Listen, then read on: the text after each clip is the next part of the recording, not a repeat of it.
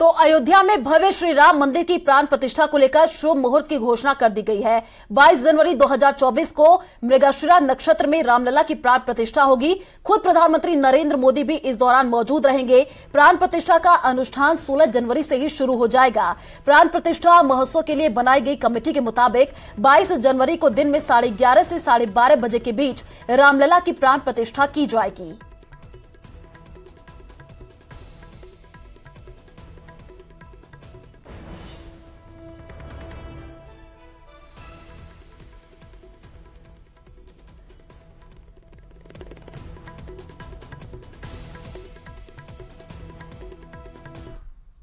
तो इजराइल की गाजा पर बड़े हमले की तैयारी, ये बड़ी जानकारी आपको दे रहे हैं। इजराइल की सेना ने गाजा की घेरेबंदी की है। इजराइल के कई टैंक गाजा सीमा पर तैनात कर दिए गए हैं। इजराइल की गाजा में जमीनी हमले की तैयारी है और गाजा में दाखिल इजराइल की सेना हो सकती है। आपको बता दें कि इजराइल ने लोगों से गाजा खाली करने की जो बात है वो भी कही है।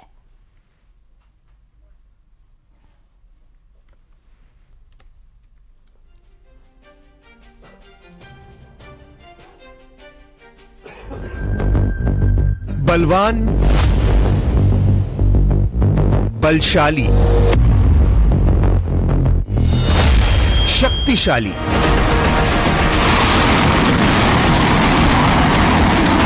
शक्तिमान, जोरावर। इसके आने से हमास में मच गई खलबली।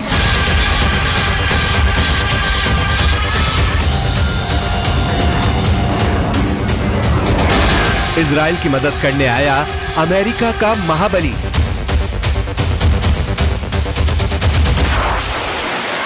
ग्रीन सिग्नल मिलते ही इस समंदर से आग बरसाएगा। मिसाइलों से बारूद बरसाकर यह गाजा को दहलाएगा। इसमें लगी मिसाइलें गाजा का सर्वनाश करने की शक्ति रखती हैं। इससे उड़ान भरने वाले लड़ाकू विमान फिलिस्तीन के गाजा को खंडर में बदल सकते हैं। यही वजह है कि इजराइल की मदद करने के लिए अमेरिका ने अपने समंदर के सबसे बड़े जंगबाज को आगे बढ़ा दिया है। इजराइल और हमास के बीच चल रहा युद्ध अगर आगे बढ़ा तो इसमें ईरान, लेबनान और सीरिया के कूदने का खतरा बढ़ जाएगा। ऐसे में इजराइल की मदद के लिए अमेरिका ने जंग में एंट्री कर ली है। अमेरिका के राष्ट्रपति जो बाइडेन ने ईरान समेत इजराइल के सभी दुश्मनों को बहुत बड़ी चेतावनी दे दी है। बाइडेन ने वार्निंग दी है कि इजराइल के खिलाफ किसी भी हरकत का करारा जवाब दिया जाएगा।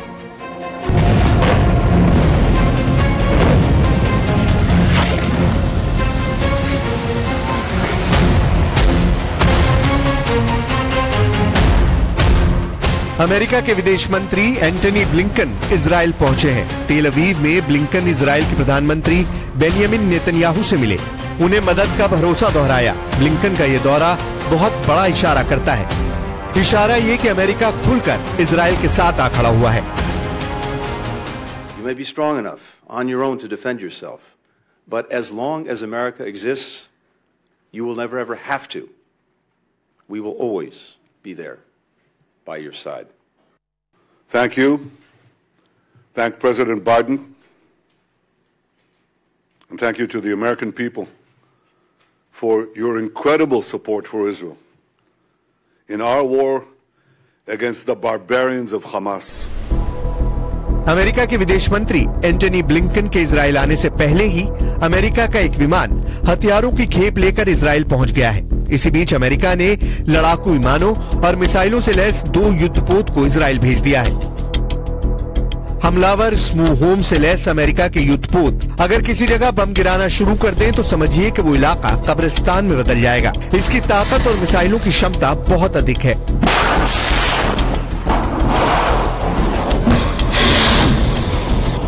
अमेरिका ने अपने 2 परमाणु एयरक्राफ्ट कैरियर को इजराइल के पास भूमध्य सागर में भेजा है।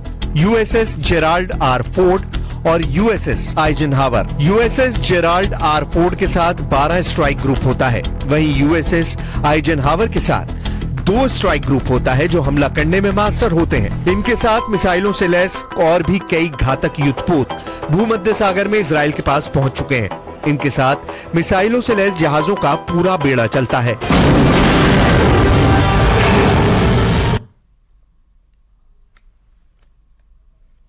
तो इजराइल के पास भूमध्य सागर में पहुंचे अमेरिका के युद्धपोत अब तक खाड़ी युद्ध, अफगानिस्तान युद्ध समेत कई जंग लड़ चुका है। दावा किया जा रहा है कि अमेरिका के इन युद्धपोतों के इजराइल भेजने के पीछे का मकसद हिजबुल्लाह और सीरिया को इस युद्ध में शामिल होने से रोकना है।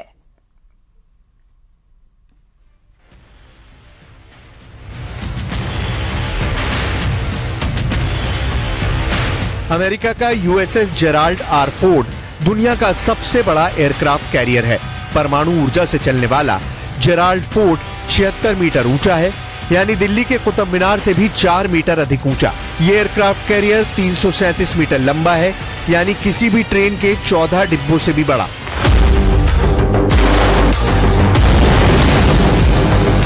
इजराइल की मदद के लिए भूमध्य सागर में पहुंचा फोर्ड एयरक्राफ्ट कैरियर पर 70 फाइटर जेट ले जाए जा सकते हैं। इनमें सबसे घातक F-35, F-18 जासूसी विमान और हेलीकॉप्टर तक तैनात रहते हैं। इस युद्धपोत को 4,500 नौसैनिक चलाते हैं। इसके साथ मिसाइलों से लैस जहाजों का पूरा बेड़ा चलता है। इसी बीच इजराइल ने दावा किया है कि उसने हमास की कब्र खोदने की पूरी तैयारी कर ली है। हमास आतंकियों के ठिकानों पर हमला करने के लिए इजराइल के फाइटर जेट्स लगातार गाजा पट्टी पर हमला कर रहे हैं। इजराइल ने साफ कर दिया है कि वो हमास को खत्म करके ही रुकेगा। इस बीच अमेरिका ने अपने एयरक्राफ्ट कैरियर को भेज ये दिखा दिया है कि वो अपने दोस्तों का ख्याल रखता है, उनकी सुरक्षा के लिए मदद करता है।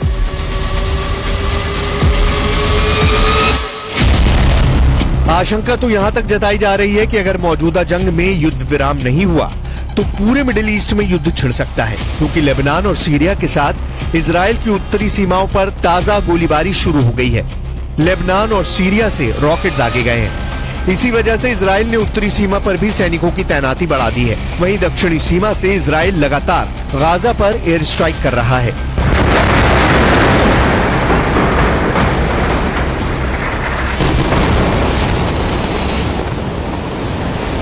इजराइल के लड़ाकू विमान लगातार गाजा पर कहर बरपा रहे हैं। हमास से इंतकाम के लिए इजराइल ने अपने ताकतवर लड़ाकू विमानों को जंग में उतार दिया है। हमास के लड़ाकों को ढेर करने के लिए इजराइल के फाइटर जेट पूरी तरह एक्शन मोड में है। इजराइल के एयर स्ट्राइक से गाजा का बुरा हाल है। इजराइल के लड़ाकू विमान अपनी पूरी ताकत से हमास पर बड़े बड़े हमले कर रहे हैं। हमलों से कई मंजिलों की इमारतें ताश के पत्ते की तरह बिखर रही हैं। ऊंची ऊंची इमारतों के मलबे में बदलने में देर नहीं लग रही।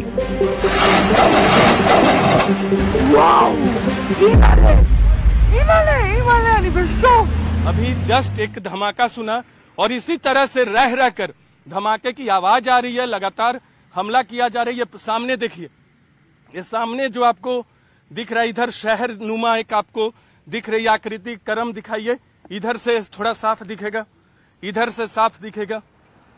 ये देखिए शहर नुमा आकृति जो आपको दिख रही है यहां से, वो गाजा में पड़ता है। सामने करम दिखाइए, वो सामने, ये सब गाजा के अंतर्गत आते हैं। क्लोज करके दिखाइए।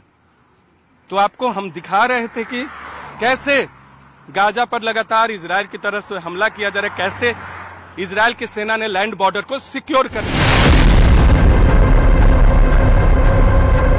इसी बीच अमेरिका ने अपनी नौसेना का कैरियर बैटल ग्रुप भूमध्य सागर में भेज दिया है। अमेरिका का ये बेड़ा, जिसमें फोर्ड कैरियर के अलावा 5 बहुत ही खतरनाक डिस्ट्रॉयर हैं, इन सब में हर तरह की 1000 से ज्यादा मिसाइल किसी भी वक्त हमले के लिए तैयार है। कोई दुश्मन नहीं चाहेगा कि उनके सामने ऐसी चुनौती खड़ी हो जाए। इस वक्त ये कैरियर इजराइल के गाजा के पश्चिम में भूमध्य सागर में तैनात रहेगा और वहीं से ऑपरेशन चलाएगा। उसकी रेंज में लेबनान भी होगा, सीरिया भी होगा, तुर्की भी होगा और मिस्र के आसपास का इलाका भी होगा। यहीं से ये इजराइल के एयर स्पेस को सुरक्षित रखेगा और हमला भी कर सकता है। ये सब ऑपरेशन अमेरिका के फोर्ड क्लास का कैरियर और उसके बेड़े में मौजूद बड़े बड़े डिस्ट्रॉयर पूरा कर सकते हैं। ऐसा अमेरिका पहले इराक में कर चुका है, उसने अफगानिस्तान में करके दिखाया है और ईरान को भी वो लगातार धमकी देता रहा है।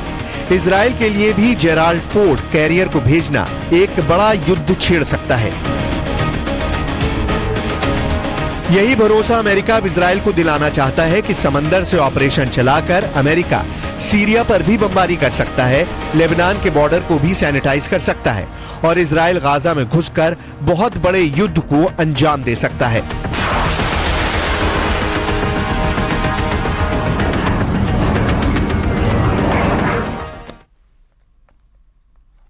तो चलिए रुक करते हैं बड़ी खबर की ओर। बड़ी जानकारी आपको दे दें, जयपुर गणपति प्लाजा के पास किरोड़ी लाल मीणा धरने पर बैठे हुए हैं। प्राइवेट लॉकर्स के पास धरने पर सांसद बैठ गए हैं। 100 लॉकर्स में 500 करोड़ काले धन का उन्होंने दावा किया है। 50 किलो गोल्ड होने का किरोड़ी लाल ने दावा किया है। आपको बता दें कि लॉकर्स के खुलने तक धरने पर ही बैठा रहूंगा, ये किरोड़ी लाल मीणा ने कहा है। तो धरने पर देखिए किरोड़ी लाल मीणा बैठ चुके हैं और वो तस्वीरें भी हमने आपको दिखाई जब सांसद किरोड़ी लाल मीणा गणपति प्लाजा पहुंचे और उन्होंने लॉकर्स दिखाए। कहा कि यही वो लॉकर्स है जहां पर 500 करोड़ काले धन रखे हुए हैं।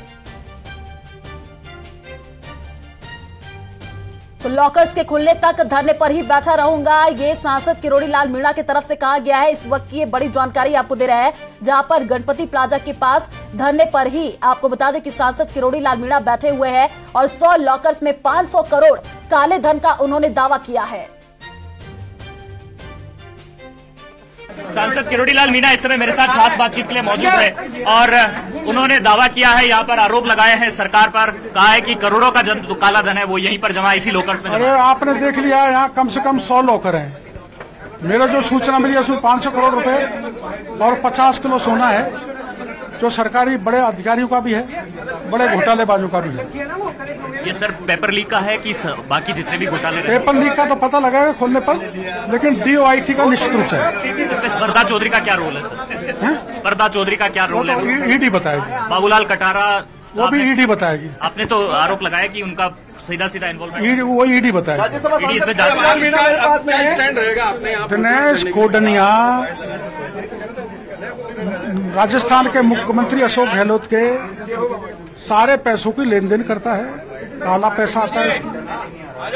और उसको दिनेश खोडनिया का आज ईडी पहुंच गई। स्पर्धा चौधरी जो मास्टरमाइंड थी पेपर लीक की, उसके भी पहुंच गई और उनसे संबंधित DOIT से संबंधित काला धन बोलो करीबन 500 करोड़ करीब आपने आधा दर्जन लोकर खोलने की मांग का पैसा है। हाँ, लोकर खोले जाएं, ये मांग है। पुलिस के संरक्षण में आप चाहते हैं कि सारे लोकर खोले और जांच।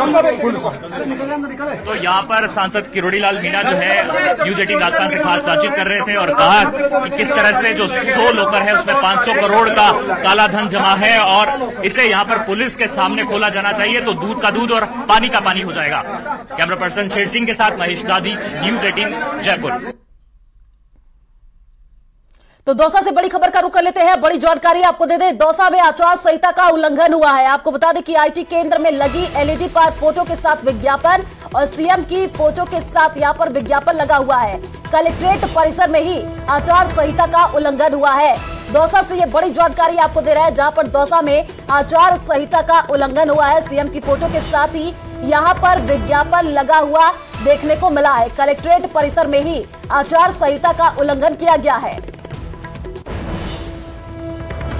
तो दौसा में आचार संहिता का उल्लंघन हुआ है, इस वक्त की बड़ी जानकारी आपको दे रहे हैं। CM की फोटो के साथ ही देखिए यहां पर विज्ञापन लगा हुआ देखने को मिला है। कलेक्ट्रेट परिसर में ही आचार संहिता का उल्लंघन हुआ है। तो चुनाव की तारीखों के ऐलान के बाद से ही देखिए प्रशासन इस पूरी कवायद में लगा हुआ है कि कहीं पर भी आचार संहिता का उल्लंघन नहीं हो, लेकिन दौसा में आचार संहिता का उल्लंघन हुआ है।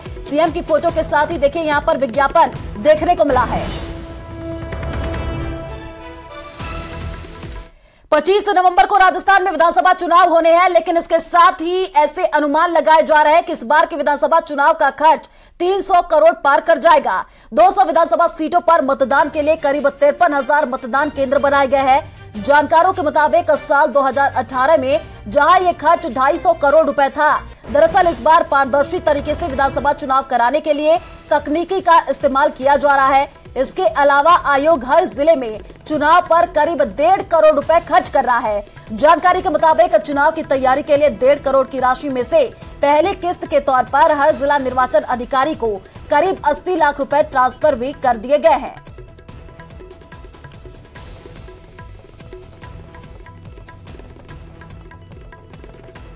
मुख्य तौर पर जो हमारी पोलिंग पार्टी जाती है उनके गाड़ियों के खर्चे हैं, उनका TADA है, साथ में जो वेबकास्टिंग हम करा रहे हैं, इस तरह के जो हम वीडियोग्राफी कराते हैं, हमारी FSC SST की टीमें लगती हैं, उनमें गाड़ियां लगती हैं, वोटर लिस्ट बनती है और इस तरह के खर्चे हमारे होते हैं।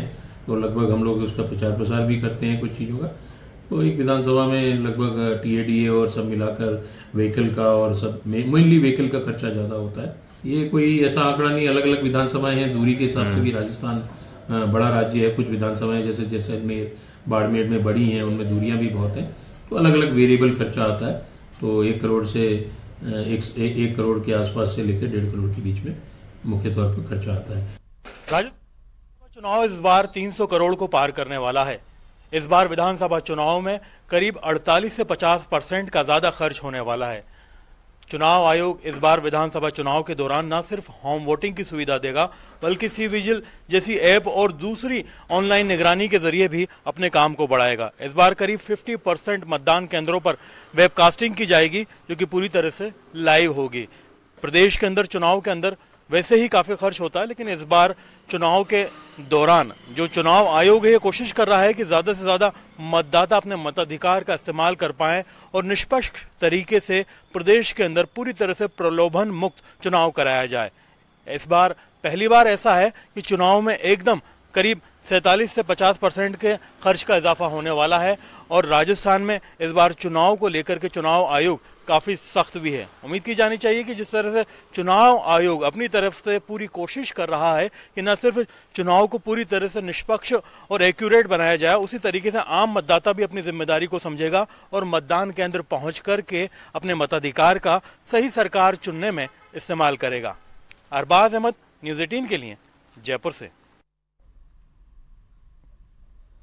तो जन्मदिन के मौके पर जयपुर पहुंचे असम के राज्यपाल गुलाब चंद कटारिया ने राजस्थान की जनता से भारी संख्या में मतदान की अपील की। उन्होंने कहा ऐसे उम्मीदवार को चुने जो देश को बेहतर बना सके, क्योंकि बेहतर उम्मीदवार अच्छे लोकतंत्र के लिए जरूरी है। उन्होंने अपनी तरक्की का श्रेय भी मेवाड़ की जनता को दिया। दरअसल राज्यपाल अपने जन्मदिन के मौके पर जयपुर पहुंचे, जहां उन्होंने मेवाड़ में अलग अलग जगहों पर भगवान के दर्शन किए। तो गुलाब चंद कटारिया देखे यहाँ पर पूजा पाठ करते हुए के शरण में जाता हूँ और ये आशीर्वाद देता हूँ कि मेरा काम करने का तरीका ईमानदारी से सेवक के रूप में हो, अच्छा से अच्छा कर सकूँ। जिस जनता ने मुझे चुना है तो जनता को मैं अपना पूरा सेवा करके और उसका कर्जा उतार प्रयत्न करता हूँ। इन सब स्थानों पर आने मुझे एक प्रकार की शक्ति मिलती है काम करने की, ताकि मैं जनता की सेवा को अच्छी प्रकार से कर सकूँ। यहाँ मैं बड़े बुजुर्गों का भी आशीर्वाद देता हूँ। अपने सब कार्यकर्ता चाहे छोटा ही क्यों न हो, उन सब कार्यकर्ताओं की मेहनत से मैं यहाँ पहुँचा हूँ। मैं अकेला अपने बूते पर नहीं पहुँचा हूँ, मेरे हजारों कार्यकर्ताओं ने मेहनत की, तब जाकर ये गुलाब चंद कटारिया तैयार हुआ। तो वहीं बीजेपी के राष्ट्रीय अध्यक्ष जेपी नड्डा का अगले हफ्ते प्रदेश का दौरा हो सकता है। बीजेपी अध्यक्ष जेपी नड्डा सोमवार को जयपुर आ सकते हैं, जिसको लेकर प्रदेश बीजेपी के नेता तैयारियों में जुट चुके हैं। तो देखिए, बीजेपी राष्ट्रीय अध्यक्ष जेपी नड्डा का आने वाले दिनों में जयपुर दौरा हो सकता है, उसको लेकर के अभी से ही तैयारियां में बीजेपी जुट चुकी है। अगले हफ्ते जयपुर जेपी नड्डा आ सकते हैं और पूरी तैयारियां कर ली गई हैं। सोमवार को जयपुर आने का कार्यक्रम जेपी नड्डा का बन रहा है।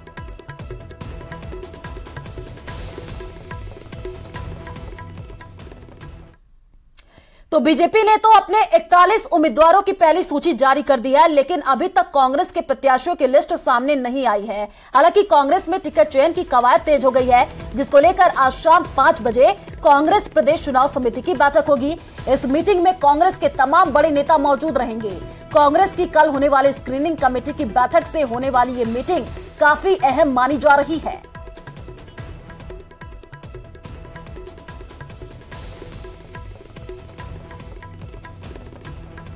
तो कमेटी के सदस्य देखिए टिकटों को लेकर के यहां पर चर्चा करते हुए नजर आएंगे। ये बड़ी जानकारी आपको दे रहे हैं। कांग्रेस प्रदेश चुनाव समिति की आज बैठक होने जा रही है। काफी महत्वपूर्ण ये बैठक मानी जा रही है। शाम 5 बजे प्रदेश चुनाव समिति की ये बैठक होगी। तो सरदार शहर में कांग्रेस में टिकट बंटवारे से पहले ही विरोध के स्वर देखने को मिल रहे हैं। सरदार शहर कांग्रेसी कुनबे में टिकट को लेकर के अब कलह देखी जा रही है, जिसको लेकर शुक्रवार को सैकड़ों गाड़ियों के काफिले के साथ विधायक अनिल शर्मा को टिकट न देने की मांग को लेकर हजारों कांग्रेसी कार्यकर्ता जयपुर रवाना हुए हैं। उपचुनाव में कांग्रेस पार्टी से विजेता हुए विधायक अनिल शर्मा के जीतने के बाद से ही विधायक अनिल शर्मा अपने कांग्रेसी कार्यकर्ताओं को एकजुट नहीं रख पाए और एक के बाद एक कांग्रेसी कार्यकर्ता और पदाधिकारी अनिल शर्मा से नाराज होकर के दूर होते गए।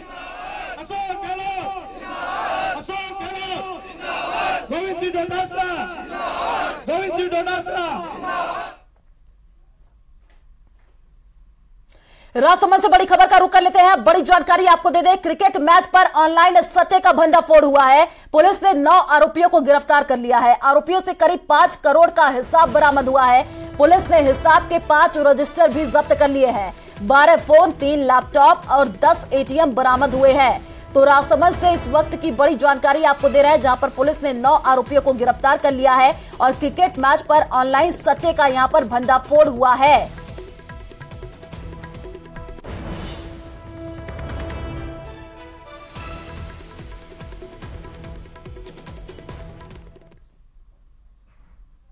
चलिए फिलहाल इस बुलेटिन में इतना ही। बाकी खबरों के लिए आप देखते रहिए न्यूज़ 18 राजस्थान। नमस्कार।